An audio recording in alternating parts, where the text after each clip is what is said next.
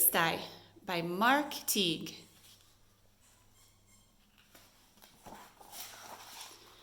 Monday afternoon, Wendell Folt's mother told him to clean his room.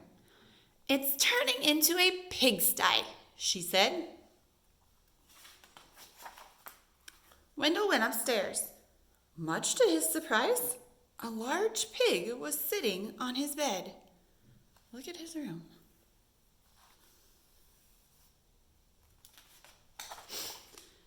"Pardon me," said Wendell.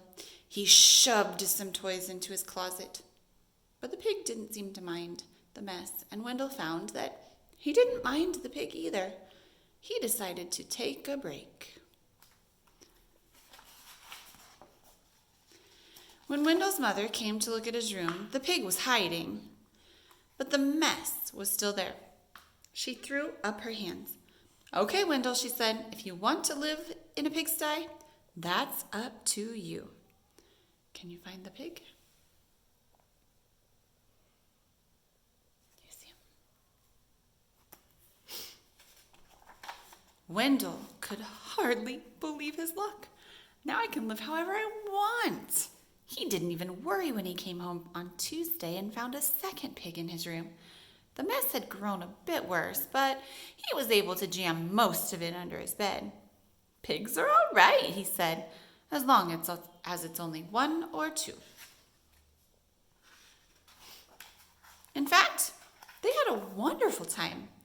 They played Monopoly until late each night and left all the pieces lying all over the floor. They had paper airplane wars and pillow fights. The bed became a trampoline. Then 2 more pigs showed up. The mess just grew and grew. That night, when Wendell went to bed, the pigs were lying everywhere.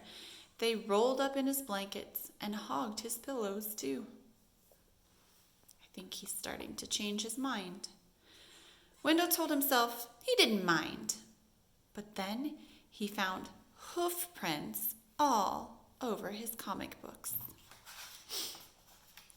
And Friday, when he got home from school, he saw that someone had been sitting on his basketball. And his baseball cards were chewed. "That does it," said Wendell. "I've had enough." And he ran downstairs to tell his mother. "Sorry," she said, "but your room is your responsibility." She handed him a broom. Wendell started to complain. The mess was too huge. But suddenly he remembered a saying he heard, that many hooves make light work. He marched upstairs and organized a cleaning crew. They swept and scoured, polished and scrubbed. Later that afternoon, Wendell inspected his room and pronounced it clean. In fact, it was a bit too clean from a pig's point of view. So while Wendell inspected, the pigs prepared to go home. One of them made a phone call and a farm truck came to pick them up. They hugged and grunted and oinked goodbye. From that day on, Wendell kept his room clean.